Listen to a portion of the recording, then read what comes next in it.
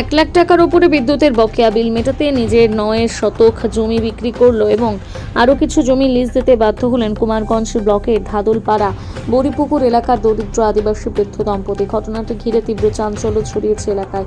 প্রশ্ন উঠেছে বিদ্যুৎ দপ্তরের বিল নির্ধারণ পদ্ধতি এবং আদায় প্রক্রিয়া নিয়ে। জানা গিয়েছে কৃষিজীবী বৃদ্ধ বিশান হেমব্রম এবং তার স্ত্রী সীতা বাসকে প্রায় 1 বছর ধরে বিদ্যুৎ সংযোগ বিচ্ছিন্ন অবস্থায় ছিলেন। কারণ হিসেবে দেখানো হয়েছে বিদ্যুতের বকেয়া বিল, অথচ তাদের দাবি এর আগে একাধিকবার বিদ্যুৎ দপ্তরের কর্মীরা এসে বিল তুলতে পারেনি। বলা হয়েছিল মিটারের সমস্যার কারণে বিল বের করা সম্ভব হচ্ছে না। 10 বছর আগে ইন্দিরা আবাস যোজনার পাওয়া তাদের 2টি টিনের ঘর আজও প্লাস্টার নেই, নেই চৌকি বা খাট। এই চরম শীতের রাতেও মেঝেতে চাদর বিছিয়ে ঘুমোতে হয় বৃদ্ধ দম্পতিকে।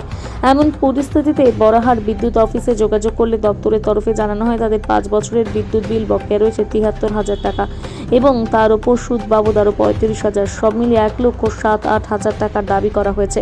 অসহায় বৃদ্ধ দম্পতি শেষ পর্যন্ত 9 শতক জমি বিক্রি করে এবং কিছু জমি লিজ দিয়ে মঙ্গলবার 1,10,000 টাকা নিয়ে বিদ্যুৎ অফিসে যান।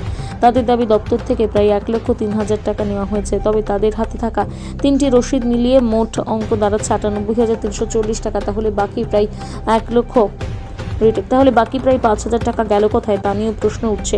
আরও প্রশ্ন উঠছে যে বাড়িতে মাত্র 2টো বাল্ব চলতো এবং একটা টিভি চলতো, সেখানে 5 বছরের বকেয়া বিল 73,000 টাকা কিভাবে হলো এবং সুদি বা 35,000 টাকা ধার্য করা হলো কোন পদ্ধতিতে। মঙ্গলবার এই 1,03,000 টাকা জমা দেওয়ার পর সেদিন বিকেলে বিদ্যুৎ সংযোগ দিয়ে গিয়েছে বাড়িতে।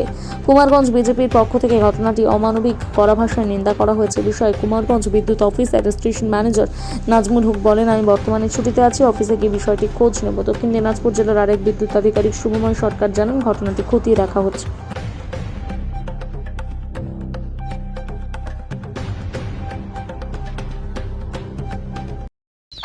এটা কি আপনার স্বামী হন?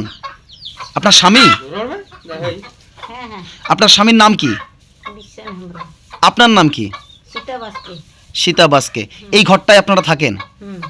আচ্ছা, কত বছর মানে কতদিন হয়ে গেল যে লাইনটা কেটে দিয়ে গেছে? 1 বছর হলো। কালকে আবার লাইন লাগিয়ে দিয়েছে? পরশু মঙ্গলবারে লাগিয়ে দিয়ে গেছে। আচ্ছা, এই যে আপনাদের 1 বছর ধরে বন্ধ ছিল লাইনটা, কারণ বলেছিল যে বিল বাকি আছে। কত বিল বাকি আছে বলেছিল? 1 লাখ টাকা।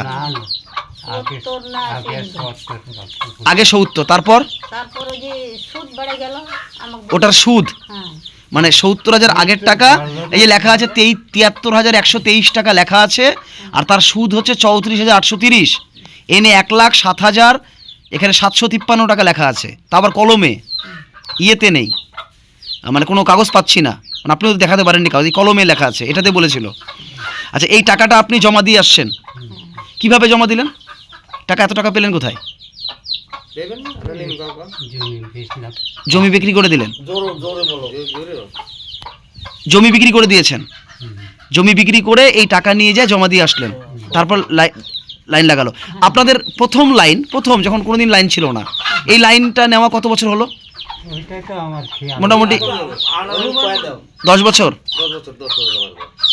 এই ঘরের পরেই, এই ঘরটা হওয়ার পরে না ঘরটা হওয়ার আগে? ঘরটা হওয়ার আগে।